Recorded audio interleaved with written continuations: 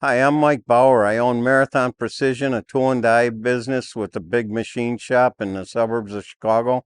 This is a launch episode of the podcast called The Curse. And the reason it's called The Curse is I believe I can make anything. The podcast is going to be about machining, shop art, and hot rods and muscle cars. I love them all. And our first guest was Rudy Marotti. He's a Haas salesman, expert in machining, good friend of mine. I bought 20 Haas machines from him over the years. During that episode, we were struck by the curse. Broke our table of all things. We took about a week and a half to make a really cool table for the podcast. Every episode, we want to make something cool. New school, old school, I'm versed in it all. Do me a favor, like and subscribe, and we look forward to hearing from you. Thanks.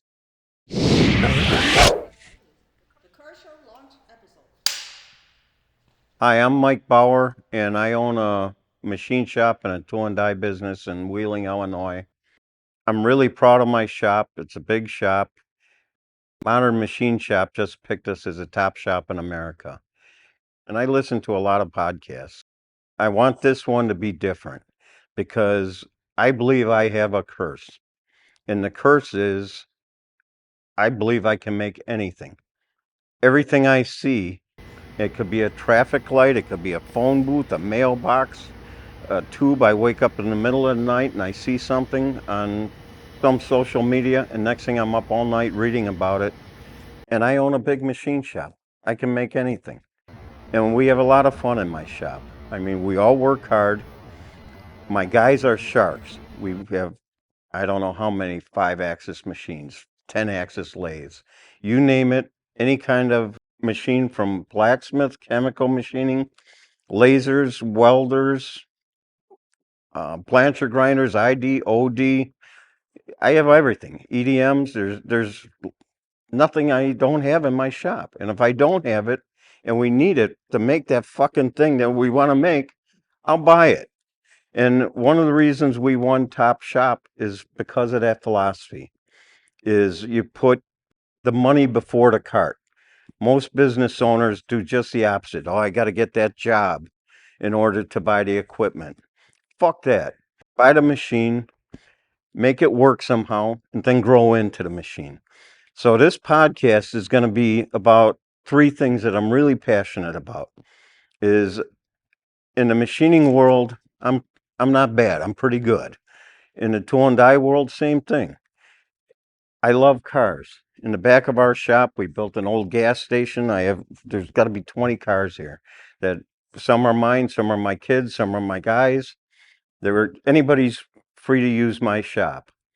And part of it is the curse, because the guys I have working for me are like-minded. And I believe there's a lot of people out there that are like that. And I watch a lot of podcasts, and some podcasts are really good, some are bad. But in a lot of the social media I watch, and okay, I watch mechanics guys. Okay, the first one is, oh, what's the 5 best cars? Second one's, what's 5 worst cars? Well, third one's, oh, I like Snap-on, or I like Harbor Freight, or this or that. But at the 10th one, there's nothing interesting. I'll be honest with you. It's like, what am I wasting my time for? I already know what the 5 best and worst cars are. I want this podcast to be fun. I want it to be about machining, about cars, hot rods. Specifically, I'm kind of stuck between the 30s and 1971, and shop art. I've got a ton of shop art in my shop, and that's how I met Kevin Carrara. And I wanted to introduce Kevin. He's a metal artist. He works for us now. I met him at World of Wheels. He had rented a booth, and he was doing bead rolling art. And I just stopped by, and I was like, amazed at some of his talent. And I invited him to my shop. Next thing you know, I find out he has the curse too. Because you see things, and the phones are great, but they're bad because I got 5,000 fucking things in this thing that I want to make, and I don't have enough time to do it. So you see one really cool one, and then you drop everything you want to do to make that one. And part of the curse is you got 20 things going at once besides running a business and everything else. But you have to do it. It's my outlet. So Kevin joined our team, and then Rudy Rudy Marotti. Okay, can we edit that? Sorry. And then I wanted to introduce Rudy Marotti, right? Marotti. No, sorry. That's the curse. Fuck! This table sucks. Marotti. There you go. Damn it. Still rolling? Because that'd be perfect. Motherfucker.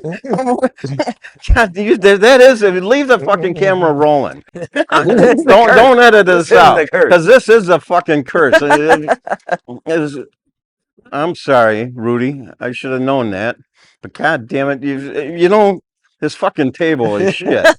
I think we can solve that. No, let it hang. That'd be good. Yeah, just let it hang. Yeah, we'll come back to that. God damn it. I'm sorry, Rudy. How do you say it? Marotti. That's what I said, Marotti. Now you're just fucking with me. No, I'm not. It's Marotti. Okay. You're adding an extra Rudy I in there. Marotti. Yeah, okay. Sorry, Rudy Marotti. There you go. There, I'm sorry. I know you as Rudy, and Rudy's a good friend, and he sold us a bunch of Haas machines. Introduce me again. I sold you over 20. I think you should leave that in. Hit it again. Say it and fuck it up.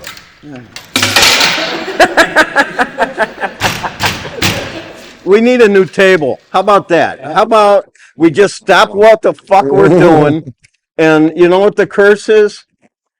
Kevin, let's make a table. Rudy, what do you think? I love it. Table? Yeah, this table sucks. All right, you know what?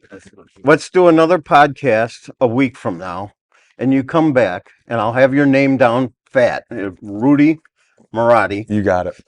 And we'll have a new table here. How's that sound? Thank you. All right? Real quick, Rudy's a good friend of mine, and he sold us a lot of Haas machines. He's an expert in the machining world, and that's what I want this podcast to be. I want it to be about shops, metal art, and machining experts. So let's just call this fucking thing off right now. We'll pick it up when we have a new table and start all over. Let's go.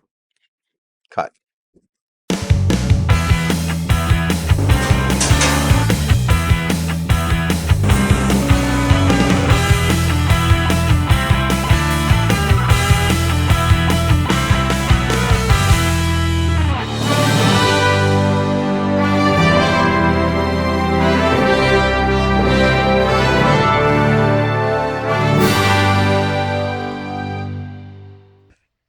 Nice table, Kevin. This is a table. This is it. This is nice job. This will work. Yeah, nice job. In the last week and a half since the last one, you know, the last table we saw, the table was my mom's kitchen table, which is a beautiful old 1950s table. Wasn't worthy of the abuse we're going to give it, you know. So, Kevin, in the last week and a half or so, you put this thing together? Yeah. We pushed through, and it's the curse. What can I say? We found some old machining tombstones. Rudy, you'd appreciate that. Those were sitting on a pallet that Mike had picked up before. If you don't know what these are for, they're for the inside of machining centers, and you can put multiple places on each side of the tombstone and then automate the process by putting a part in, and it'll rotate 90 degrees every time a part is done or a sequence of parts are done. So we thought that'd be a great base for the table. Those aren't going anywhere. They are a little heavy. This table probably weighs as much as any of these cars back here. And then lasered out, we had a bunch of Cat 40 and Cat 50 tool holders and some random tools in them that I saw sitting on a table. So I decided to kind of integrate those and make a little laser cut bridge across to connect all the pillars. We framed out with some angle iron and some other laser brackets to make a tabletop, and then found a locally sourced place that reclaimed barnwood, all kinds of stuff like that, and we bought a section of bowling alley floor off them. Yep. And maple bowling alley, cut it down to size, and then I did some inlays with the 5 Stitches logo, the Marathon logo, and the Curse logo on the laser. Cut these out on our laser and just inlaid those in the areas where they had already punctured through the nice wood to remove it originally. And I think we can say we successfully have a table worthy of the Curse. We got some great time lapses of cutting everything down, welding all the stuff together. All the guys in the shop giving me a hand, moving these tombstones around. It's not easy. Hey Kevin, did you find these things laying around the shop, or did you grab them out of the machine shop? No, yeah, those were sitting in the corner. I think Mike had them for a while. They had a little dust on them. I was gonna say, you got about $10,000 worth of equipment sitting down there. It's a pretty big flex, right, for a table. Between the tooling, the Tombstones, the vices, we can set up a machine shop. The I only was thing we're missing the is- angle iron. We're just missing a spindle. Yeah, I found a bunch of stuff. Yeah, You nice. you can't leave me alone in the shop because I will find things and build things. Wow. That is the curse. Yeah. Well, good way to utilize it. Yeah. Thank you. So next time you need some parts, Mike, I'm going to ask you to look on your Look table. on your table. Yeah. Yeah. Maybe you got some on there. And you made the sign on the laser, you said? Yeah, oh yeah. We've got a sign. We're gonna have some enhancements for it, but we got a little sign on the front here we did on our Kern laser. Engraved that out, and then I painted that and gave the engraving a little bit of colors and kind of make it pop. We've got some plans for some additions. 2 weeks is a pretty quick turnaround for a table of this size and design level, I would assume. It's pretty pretty ridiculous. But we've got some other enhancements that you may see over time as we're watching. We've got some cool ideas to incorporate some more art, not just machining into the table, but kind of the artwork, the blacksmithing, cool stuff. Just Well- as a matter of fact, Kevin made the table out of a bowling alley lane. So I had the Mazak Mike had the one up department, my lathe, make a bowling pin out of aluminum. And I put my logo, my little runner on there. So we can set them at the end over here. And then we're going to have a challenge where you have to spin a ball and you have to knock it down over there. If you can knock it down with the ball, that's without denting a car. That's nice, Mike. Well, on the first episode or first quarter of an episode before we stopped, I explained who I am and what I do here. What do you do, Kevin? My name's Kevin Carrara, and I was in my former life, I was a mechanical engineer for 20 years. I worked in the currency and coin counting business for a company called Cummins Allison. Started as an engineer one and worked my way up to running new product development, and that company was acquired right around 2020. And things changed, and it wasn't where my heart was. It wasn't what I loved doing, and I've always been mechanical. Since I had my first Huffy, I was ripping that apart. I built a bike out of college, motorcycle out of college. I built a Camaro as soon as I had space, an '86 Camaro. I'm just a gearhead. I like to work on stuff. I'm an art freak. Anything that I see that I think is cool, I think I can make it. The curse. It's the curse, and I've built myself a pretty decent shop in my 2-car garage. I'm about 10 minutes from here, and Mike and I, like you mentioned, we met at World of Wheels, and I was out there for the first time, kind of just showing the world what I can do. I like teaching. And I love talking to people that have never seen this type of stuff before.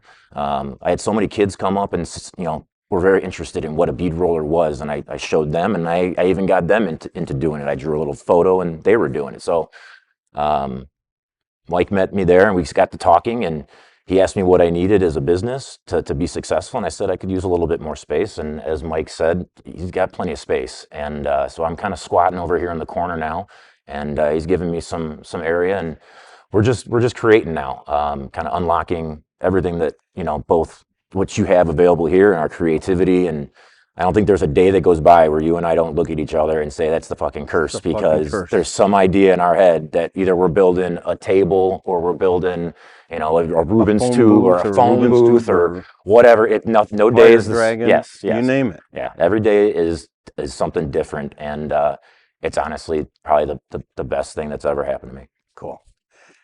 And this is Rudy Marotti, right? Yes, Mike, that's correct. Sorry for the brain fart last time, but it must be nerves because I've known you for 15 years. But Rudy's a good friend of mine, and he sold us a bunch of machines, great machines. Without the Haas machines, I would still be a small shop. Haas is American made. God bless him. Gene Haas is a guy like me. He was a shop guy that built a $1 billion business because he's smart. He builds good machines at a good price that are modular. They have the best service, or one of the best services out there. I always tell everybody, and I'm loyal to about 5-6 brands. I know every machine tool out there. I love machines. And Haas service, if I need a tool changer on a machine, I could probably get it here tomorrow if I call early enough. So I wanted to introduce Rudy and kind of explain what you do. Yeah. Well, Mike, thanks for inviting me to have me here. You asked me a long time ago to come out to be your first guest, and here we are. So Yeah. I'm not sure how long ago we started this conversation, but the reality is here. So thanks for inviting me. My name is Rudy Marotti. I've been selling Haas's for 30 years. I met Mike about 15 years ago. He's probably bought about 20 CNC machines from me, and we built a hell of a good relationship, and he's built a hell of a company here. So I'm very glad to be here with you. So Yeah, you're a good friend. You know, service sales guys usually sell the first machine. That's what I always say in the machining world, and service sells the second. And there's a lot of truth in that, you know, because some salesmen are just bullshitters. They come in, and I bought a machine like that from a guy, and luckily the rest of the company has backed that guy up. But it's one thing to have a great service guy or service department, but you need that sales guy, that friend, the guy that when sales or service is busy, you can call your friend and say, "Hey, look, we're down." And I'm blessed. I have enough. I mean, we have 50 some CNCs in my shop, so if a machine goes down, it's not super critical to us at this point. But a lot of the shops out there have 2 machines, 3 machines, 5 machines. You lose one of 5, that's 20%. Yeah. It kills them. Yeah. You know, and that's where Haas really is just head and tails above everybody else as far as I'm concerned. yeah, they've done a great job servicing and supporting the equipment they've built. So Any new products? I've been seeing a lot of YouTube videos for the self-centering vices and things like that. What's the hottest new piece that Haas has introduced? 5-axis machines. Yeah, five yeah. axis. Yeah, What's with self-centering? robots, pallet loaders.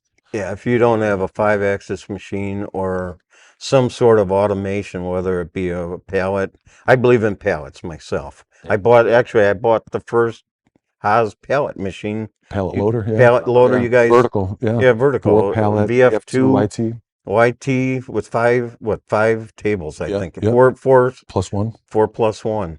And it's been a great machine. We use it all the time, and what it enables us to do is I have a magnet on one, 4 vices, you know, small vices on one, 3 big vices on another, whatever. But it gives us total flexibility of not having to set up every time. And or the other automation is robots. You see a lot of Unattended. robots. Yeah. Oh yeah, for sure. Yeah, yeah. That seems to be the next big seller. 5-axis and automation is the new That's thing. it. Yeah, Yeah. that's the new technology that's moving. I remember a few years back you had told me that a lot of companies still don't put probes in tool setters. Is that still the case? There, you know, it's starting to become now more of a standard in the probe. So now people are buying the probe. Now we got to convince them to buy the 5-axis and the automation, right? Yeah. So first time it was trying to get people to buy the probing, which is a form of automation. Now they're starting to see the pallet pool. Now they're starting to see the robot. They're starting to see the advantage of having 5-axis, of It's a not different having mindset. to manipulate that part. It's a little mindset. I mean, we bought our first 5-axis. I bought a 750 in 2012 from you. And you told me in 2010, right at IMTS, they were going to do it. And I gave you a $5,000 deposit and said, I want one of the first ones. And we still have it. It's a great machine, a 750. It's great. We can put a shaft in there. We do a lot of everything. We're not a real production house, more of a specialty house. I have a lot of production machines, so we can do it. But it gives us the flexibility of doing something long and flipping it up, putting holes on the end of a shaft or keyway, you know, done in one. The more I can do in one machine. Yeah, you're not taking things out, the logistics of moving stuff, people dropping apart. Yeah. Having a crane nearby or whatever the case may be. And I mean, it's I'm sure it's game changing. And I see Haas is getting into selling tool holders, vices, Yeah. air compressors, you name it. Expanding the product line, basically they want to be able to offer everything that a shop would need, from a manual mill to a compressor, to vices, to tool holders, to pull studs, all that stuff. So, you know, like you said, you want to deal with one person and that you feel comfortable dealing with, that can service and support you. Why not then offer you more products? Yeah, and American made, right?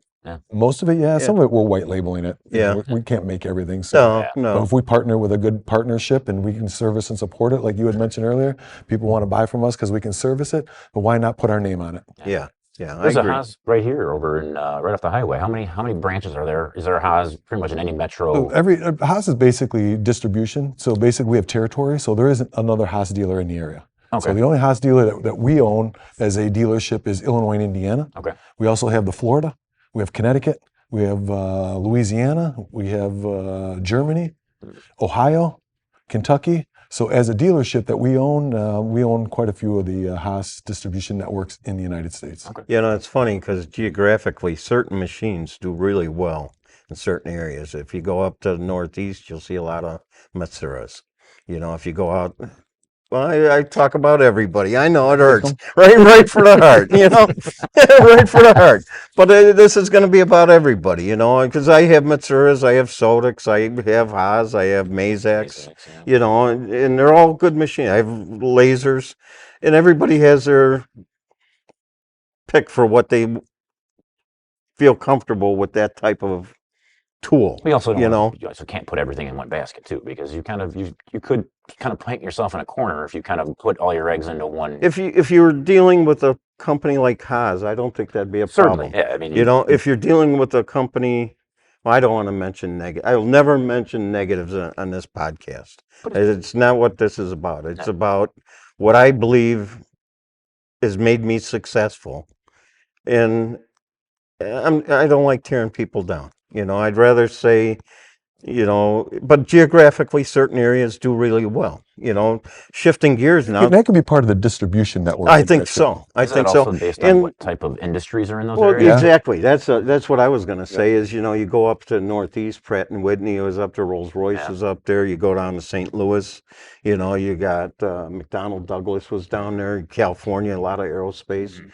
So a lot of those places are going to have, you know, a Metsura or Yeah. a Hermle or a Grob machine for, especially. Precision. You know, some of those companies have been doing it for 20 years, Yeah. you know, 25 years, Yeah. you know, and so it really depends where you're at. And, but then does that mean they have good service? You know, I have a good friend of mine up in the Northeast who I won't mention a brand, but he says he'll never buy that brand again because they have to fly somebody in to work on it. Yeah. And people ask us all the time to buy a machine. You know, right now we're looking at a tool presetter, and I'll probably end up buying a Heimer. It's a really good tool presetter, and that's one of the things that when we hired Kevin, by the way, he's going to set up our tool sharpener. I have a Walters tool sharpener. I want to set up a make-ready room. Yep. And with it, we'll preset all our tools. We heat shrink our tools. And I've already made my mind up. I already have a Heimer, but I want the tool presetter. And you know, another brand called me up and, oh, you know, we're better. Everybody always says they're better, and it's a good brand. You know, well, where's your service? Well, it's in. I don't want to say where because somebody will know, but it's out of state. I'll put it that way, out of Illinois. I'm like, okay, well, what happens when I have a problem? Well, you know, we have people that can fly in or drive. I'm done. Yeah. Done. I don't need it. I'm in the Chicagoland area. Yeah. I have the luxury of getting steel the next day, Yeah. having Oh yeah. almost every big builder, if you go out on 90. Plenty of OEMs here. Yeah, every OEM, if you go out, it's like, oh my God, it's a candy store. If I Oh if I yeah. win that lottery tonight, fuck, I'm going down 90 and just saying Stop I at want Haas, your Mazak. inventory and Yeah. every one, you know? Yeah. So, They call that the golden corridor. yeah, Yeah. Golden Corridor, yeah. That's where all your money is lost. You know? Well, we saw that too with the reason I asked about the service location, because when I was at Cummins, we had the same thing. We had a service branch in every state or every local metro area, and that's what the customer was looking for. The customer didn't want to call up and have to send somebody from the home office. They wanted a guy there that evening because, you know, this machine's not counting coins correctly or it's not counting the cash down. They needed somebody there. So Yeah. service is something that we, you know, as a business too, just service is something that you don't think about it as sales revenue, but generating service contracts and having service, reoccurring services is a huge part of a business that gets often overlooked. And if you don't pay attention to it, if you don't put the effort into the customer and making sure that their needs are met, it's going to suffer and it's going to show. We saw that when we got bought out. They kind of stopped service, and you heard from all of our customers. I'd say every 2-3 weeks I get not as many phone calls as I used to. But I get a lot of people who call, and you know, we're a very service-oriented company. I mean, I make dies and ship them the same day, Yeah, I see it. and it's crazy what we're able to do. And they'll say, "Mike, you're always there. God, it's great. You're always there." and don't you want to be not there? Don't you? And I'm like, no, it's the curse. It And is. I Yeah. love what I do. I- It really is. They I'm say blessed because I have the biggest toolbox on the block, and I have creative friends that we can make anything. that's what I say. If you really love what you do, you'll never work a day in Never your life. day in your life. Yeah. So shifting gears real quick. Okay, nay on the machine shop side. What's your favorite car? What specific age group are you in, Rudy? I mean, I'm stuck between hot rods and muscle. I like that the car you got on the rack over there. Oh, the the Shelby. Cobra. Yeah, the Shelby. That's a Yeah. good What is car. that? A 63? That's a 65. 65 Shelby. Aluminum body, That's a spicy 427. meatball. Yeah, There's my car.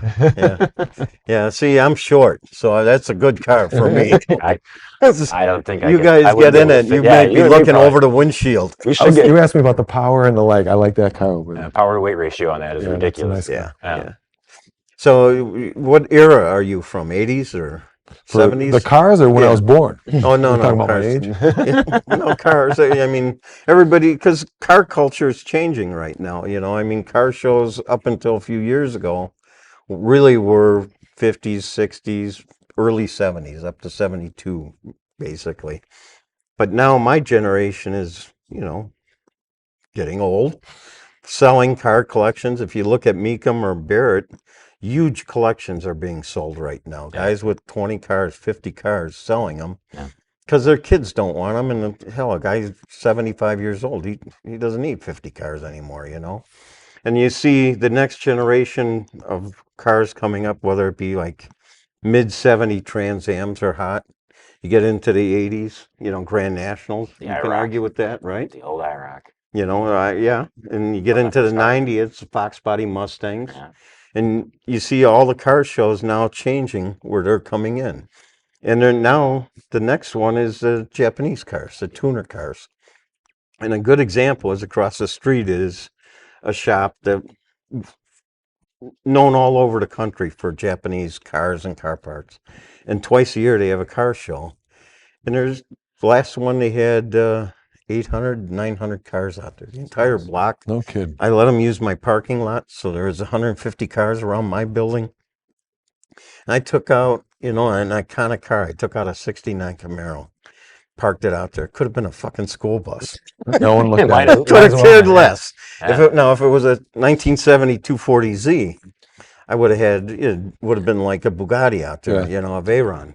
It's funny. I was at Skylark. Yeah. Oh yeah, the old like the R32 Skylarks. No, I was at the car wash this week earlier, and there was a kid that was getting out of the car, but he didn't get out on the left side. He imported a right side drive. It was like a Nissan. It was not a Accord. It was like the Japanese version of the Accord. It had the badging on it, but it was a right side drive, lowered, stanced, choice, all black. And I'm like, that's the new hot thing that we're going to see a lot more of. There's going to be a lot Yeah. more kids that are going to be importing, right side drive cars, or just these. I even saw it when I was in Japan. I was like, how do I get that car, and that car home? Because they have some of the coolest technology. These BYDs, that's their electric, but those are some of the coolest electric cars that you'll ever see. They surpass Tesla and for a third of the price. But like Japanese car culture, the fact if you can get them here, those are hot cars. Oh, Nobody yeah. sees them, nobody has them, and they're interesting. Well, right now, I mean, you look at the horsepower generated off new cars. Oh yeah. And it's a shame because it's coming at such a time where electric cars, how do you beat No. electric? Ford You- just said poo-poo to the F-150. Yeah. They just Yeah. shut down the factory in Atlanta and got rid of about 1,600 guys or employees because it's not making any money to them. And, Put all it's your a bucket in pickup. a F-150. It's a pickup. So Yeah. basically, you're Oh, going to okay. haul weight, which is going to wear that battery down. Yeah, well, But then you look at it like an E-Ray Corvette. It's Oh, like yeah. a neck Oh, breaker, yeah. Well, Or you look that's at the new rocket ship. ZR1. Yeah. Oh my God. I just saw a new ZR1 did 992 and a quarter mile. Right off the dealer shop floor. Yeah. Sub 9 Sub- car. yeah. Or sub 10 car. Sub-ton car, but close to 9. Yeah. I mean, it's unheard of. I Yeah. mean, when I was a kid growing up, And it's a fifth of the price of a Ferrari. yeah. I Yeah. mean, Wow. right now I called the dealer just to see what they're marking them up.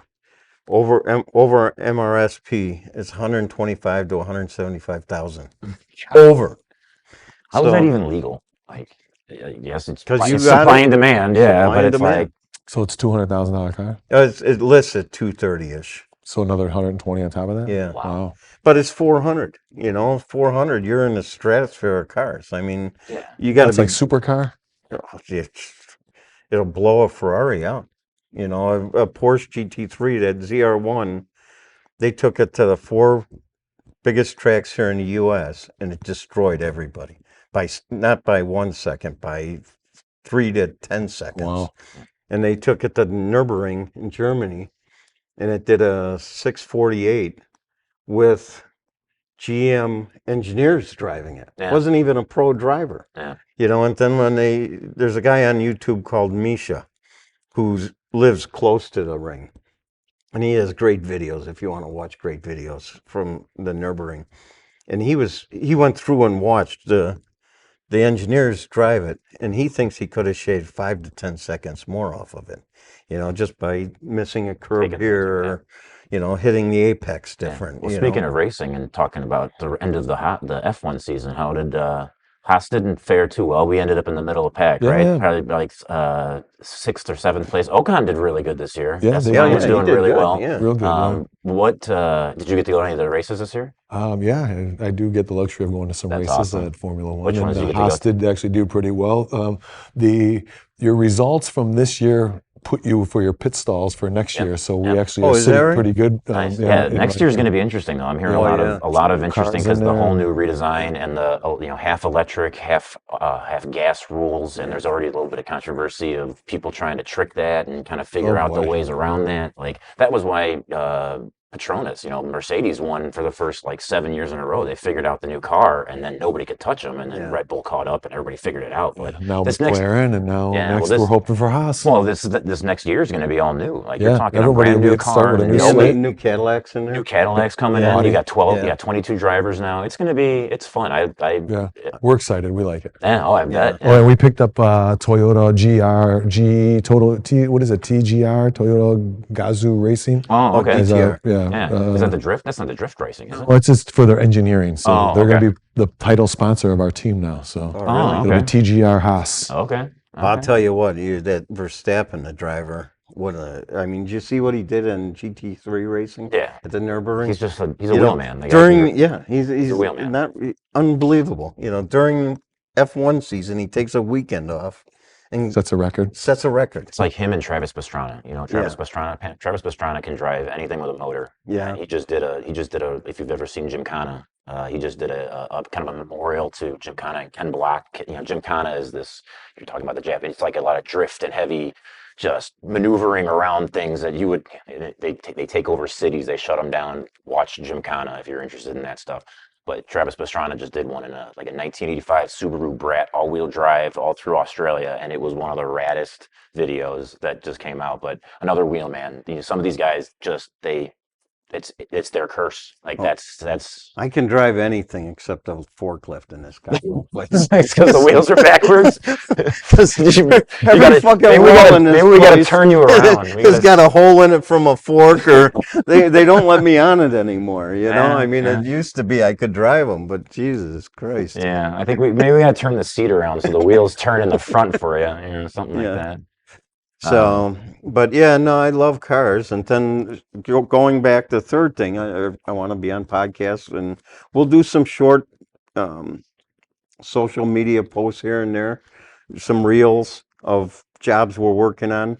What do we got going out in the shop? What are you working on? I'll explain what I'm working on. I got a couple things. I have a couple. I've been testing my patience for blacksmithing. I've got some wire rebar. Obviously we're from Chicago, Chicago-based show, and so I do a lot of Chicago art. And so I'm doing a piece right now. I'm making a bulk pack of a bunch of CTA line pieces. They're all going to be forged out of rebar in the shape of the CTA, each line. I've got some bead rolled panels that I'm working on. I've got some airplane window wall decor that I'm working on. I'm building a John Deere trailer or a John Deere table over there with some ornamental blacksmithing that we worked on. I'm all over the place, Mike. You know that. Yeah. Just like you. Well, I want people to see what's on the next. Yeah, we'll have show. video for all that stuff. Yeah. And people who haven't seen our shop yet, you know, you should go to. We'll put a link here to see. They did a tour of our shop, but we do have blacksmiths, real live working blacksmiths in my shop Yeah. forging dies. You know, all the way to that 5-axis machining center. Right now, I want to make a Rubens tube. Okay. What is a And Rubens tube? it's a tube. We'll drill holes in it, weld an end on it, make a stand, and you put basically a diaphragm on it. Okay. It'll be a rubber balloon or some sort of a rubber membrane. We'll tape it on the end, and you play music into the end of it. And the flame hook propane up to it. Not Of course. acetylene. It's Not always acetylene. there's always got to be flames. I mean, Yeah, it's cool. everything we do here involves Yeah, flames. yeah. And play music into it, and you can see the sound wave, the Oh, frequency of the the resonance music of the resonance within the through tube. the tube. That's So cool. that's what I'm working on. I saw one the other night, you know, and I woke up in the middle of the night and I start reading and stuff. I can't get the fucking thing out of my mind. You know, I mean, so That today's is a what, curse. Saturday? Yeah, Saturday. Yeah. By Monday night, I'll have a Rubens tube in my shop. I can't wait to see it. Yeah. Yeah, and the fun part for me is seeing my guys light up when they see something that they've never seen before, and they think, "What the fuck is the old man doing now?" You know, you know, and that to me is a blast. So, how about you, Rudy? Yeah, Why don't yeah. you do me a favor and buy me a Haas? Haas? Yeah. We can do that, Mike. Yeah. I'm Buy really 20 good at get doing buy it. 20 get one free. I'm good at that. Yeah, I'm waiting for that one. Yeah, I got my It's like 20. the coupon punch card. You know, It's you're only 25. one more away. You're at 24. You need one more. One more, I'll hold you to that. Watch what you say. I got you on tape. Yeah.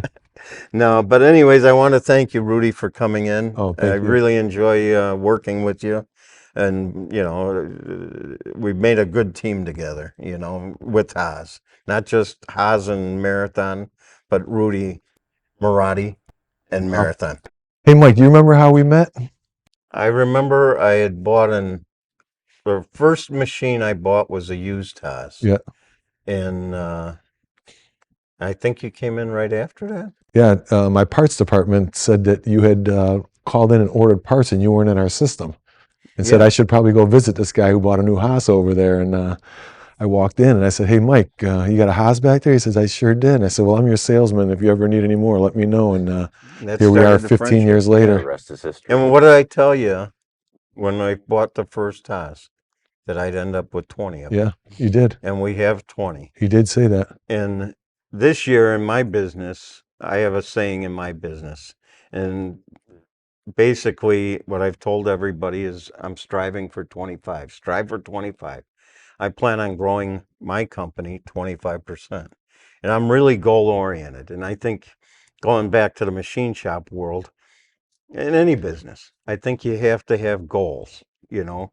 And my goal is if I don't grow my business 25% this year, I'm going to eat that fucking bowling pin. That's on tape. We got yeah. that?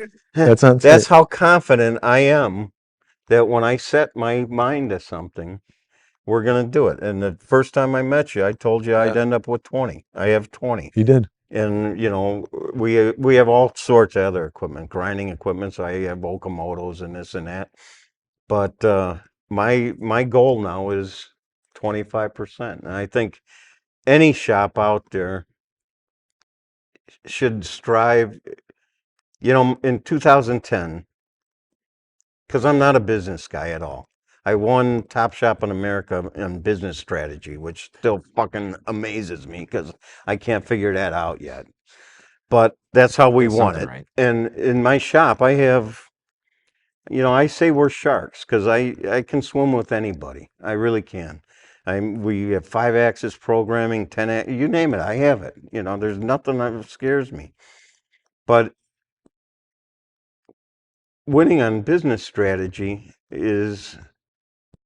it was a tough pill for me to swallow because I thought I would have won on machine technology or something like that. But there's a million shops out there that got 5-axis. But we have, you know, from a blacksmith to chemical machining. But the best sentence anybody ever told me in business was from my brother-in-law, who was a sales guy. He was a national sales guy. He flew 1 million miles a year. Super smart guy, all over the world, and he's a good guy. He's a salesman, which every salesman is a bullshitter too. You know, you have to be. Thanks, Mike. You have to be to sell. But he gave me the best advice. I don't think you could get a MBA from Harvard and have better advice than what he gave me. And he gave it to me one time when he was coaching me to try to sell more. And I'm a shop guy. And he said, Mike, you're like every other little fucking contractor I deal with in the country. You love what you do so much, you work in your business, you don't work on your business. And I thought, God, in a sentence or two, this guy described what I do every day. I work in my business. I'm so busy working on stuff I have to get out. Plus, it's the curse. So you find time to make a table, or you find time to make a dragon that shoots fire. And then by the time you know it, you're in bed and it's Friday night again or Saturday, Yeah. and the week starts over and you didn't work on your business. So really, going back to the machine shop, and I don't care if it's a machine shop that's watching us or an electrician, because I hope this resonates with anybody, because I think anybody who works with their hands or wants to work with their hands, there's people out there that have a curse, and there's different levels of everybody's ability. So, and if somebody needs help, call me. I'll help you. If you need something made, if I can help you make it, I'll try to help you make it. We're busy, so I'm not looking really for work, but I want to help people. And technically, if I don't know it, and I've been doing this, February will be 50 years. Wow. And I've worked since I was 6. And I always worked with plumbers or whatever. But I really want to see people, I don't know what the best way is not lose focus of growing their business. Because sometimes I lose focus. My kids tell me all the time, Dad, this place is like a clubhouse to you. And it is, because I love coming in here and working. But in the next year, I want to grow the business. And if I have any advice to give anybody out there, and some shop owners are just assholes. That's all they care about is growing their business, not taking care of your employees. Well, fuck you if you're that guy, you know? But Sorry. I'm not. And I think I can grow my business 25% next year just by focusing a little bit, making some calls, and still having a lot of fun doing it with friends. So that's my soapbox. And I don't like sitting on a soapbox all the time. But when you're around two guys that are both like 6'6", For those of you that don't know what a soapbox is, that's where you'd go give your speech on the streets in London yeah, and preach what you felt was your yeah, agenda. yeah, and I got a big soapbox every so often. I'll be honest with you. So if you tune into this podcast more than once, you're gonna hear some of my, not political. I don't want to be political at all, but I do want to be positive. I want to be positive, trying to help shops, teach shops. If have people come in, Kevin wants to teach people. I want to teach people. I'm 66, going on 67, and yeah, 6'7", 6'7", right? 6'7". 6'7". I think this can be fun for anybody who watches. So we We're gonna have a good time. Yeah, we're gonna have a good It'll be time. fun. And it'll be So- random stuff that we do throughout the week. It'll be stuff that we're working on. It's going to be anything. And we want to start bringing in. If you have ideas and you want to see us challenge stuff, let us know. We want to hear from the crowd. We saw this. Hey, Mike, I saw this kinetic sculpture. You think you guys can do something like this? Sure. Maybe And it it won't be can- that week, but it'll kickstart the gears in our heads, and we'll say, yeah, we're gonna build that thing, or we're gonna make it fucking awesome. And it can be anything from old school, blacksmithing to, 5-axis machining centers. Yeah. We grind the tents there all day long. So there's nothing that, if we get some feedback, somebody wants us to make something that's cool. I want to build a 1,500,000 volt Tesla coil. I got the primary already done, you know. So I'm just trying to get somebody to help me so I don't kill myself. What would you do with that, Mike? What do you do with that? It shoots arc, electric arcs. Got it. So you've seen them before, you know. Oh, in the glass So tubes. you'd be primary perfect for it. You're the only coil. one that would be perfect for it. You touch it and your hair goes all over. Yeah. Yeah. I wanted to make two of them, and on top of the Torrid, you could make an aluminum platform and stand on it, and then space them about 15, 18 feet apart. And I could sync it to music and then have like a lightsaber fight. And I asked my son if he wanted to do it with me, and he's like, Yeah. no fucking We'll way, have to Dad. have the Tesla coil light the Rubens tube somehow. That would be cool. Yeah, I mean, you got to make sure that it's not in the shop, because it could blow up about $100,000 worth of We'll do it in the parking lot. CNC boards in a minute. Yeah, we'll do it in the parking lot. Well, before we ended the show, I wanted to let everyone know how they could contact you, Rudy. Yeah, sure. My name is Rudy Marotti, and I'm with the Haas Factory Outlet. You can reach us at www.hfochicago.com. I'm Mike Bauer. You can always call Marathon Precision. I live here for the most part. And Kevin? And yeah, Kevin Carrara, you can find 5 Stitches Design and Fabrication on Instagram, Facebook, or you can find me here at the shop now too. All right. So thank you, Mike. Thanks Till for the having next me. one. Thanks, Rudy. Kevin, thank you for having Thanks me. By for the way, coming, bud. beautiful table here. Oh, thank you. I Beautiful appreciate table. that. Does Yeah. Haas need one for their No, No? Damn. That was quick. All right. we're minimalist. Yeah. Somebody does. Somebody's gonna want a table like this. Yeah. We do. But thank you guys. I No appreciate it. problem. This was fun. All right. Sounds like a plan, huh? Till the next one. Till the next one. Martin Kurva. Rudy Murray. That's good.